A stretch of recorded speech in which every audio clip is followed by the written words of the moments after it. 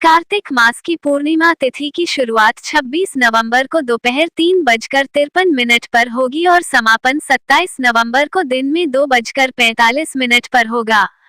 उदया तिथि के अनुसार इस बार कार्तिक पूर्णिमा 27 नवंबर को ही मनाई जाएगी। एक पौराणिक कथा के अनुसार तारकासुर नामक एक राक्षस था।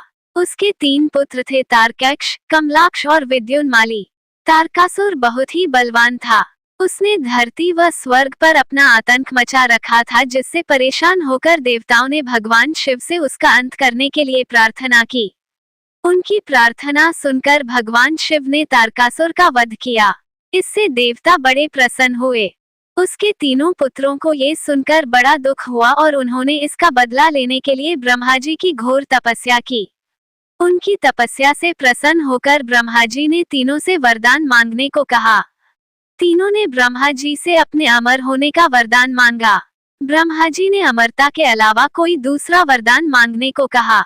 इसके बाद उन तीनों ने कुछ देर तक इस पर बहुत विचार किया और फिर ब्रह्मा जी से कहा, आप 3 अलग अलग नगरों का निर्माण करें, जिसमें सभी बैठकर पूरी पृथ्वी और आकाश में घूम सकें। 1000 साल बाद जब हम मिले तो हम तीनों के नगर मिलकर एक हो जाएं। जो देवता तीनों नगरों को एक ही बाण से नष्ट करने की क्षमता रखता हो, वही हमारी मृत्यु का कारण बने। उन सब की नजर में यह एक असंभव कार्य था। उन्हें वह वरदान ब्रह्मा जी के निर्देशानुसार मयदानव ने उनके लिए 3 नगरों की स्थापना की। तारकाक्ष के लिए सोने का, कमला के लिए चांदी का और विद्युन्माली के लिए लोहे का नगर बनाया गया। तीनों ने मिलकर तीनों लोकों पर अपना अधिकार जमा लिया। इंद्र देवता इन तीनों राक्षसों से बहुत भयभीत हुए और भगवान शंकर की शरण में गए। इंद्र की बात सुनकर भगवान शिव ने इन दानवों का नाश करने के लिए एक दिव्य रथ का निर्माण किया। इस दिव्य रथ की हर एक चीज देवताओं से बनवाई गई थी। चंद्रमा और सूर्य से पहिए बने। इंद्र, वरुण, यम और कुबेर रथ के 4 घोड़े बने। हिमालय धनुष बने और शेषनाग प्रत्यंचा बने। भगवान शिव खुद बाण बने और बाण की नोक अग्निदेव स्वयं बने। इस दिव्य रथ पर भगवान शिव स्वयं सवार हुए। देवताओं से बने इस रथ और तीनों भाइयों के बीच भयंकर युद्ध हुआ। युद्ध करते समय प्रभु लीला से एक ऐसा समय आया जब तीनों रथ एक ही सीध में आ गए। जैसे ही ये तीनों रथ एक सीध में आए, उसी समय भगवान शिव ने अपने बाण छोड़े और तीनों का नाश कर दिया। इसी वध के बाद भगवान शिव को त्रिपुरारी कहा जाने लगा था।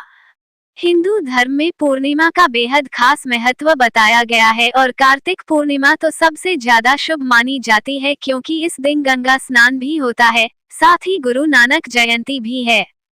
हिंदू पंचांग के अनुसार कार्तिक मास के शुक्ल पक्ष की पूर्णिमा तिथि को कार्तिक पूर्णिमा के नाम से जाना जाता है।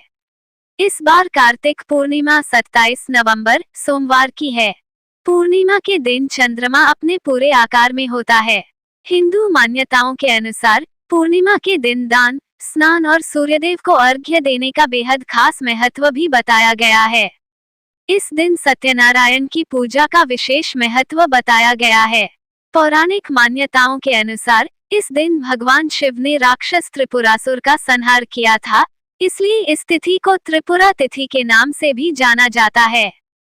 जय श्री कृष्णा, राधे राधे।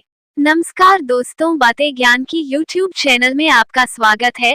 इस चैनल के द्वारा भक्ति, ईश्वर कथा, पौराणिक कथाएं, प्रेरक कहानियां और ज्ञानवर्धक कहानियों का विशेष संकलन आपको मिलेगा और आप ऐसे ही ज्ञानवर्धक वीडियो देख पाएंगे। कृपया चैनल को सब्सक्राइब करें, वीडियो को शेयर करें और अपना बहुमूल्य साथ बनाए रखें। धन्यवाद दोस्तों।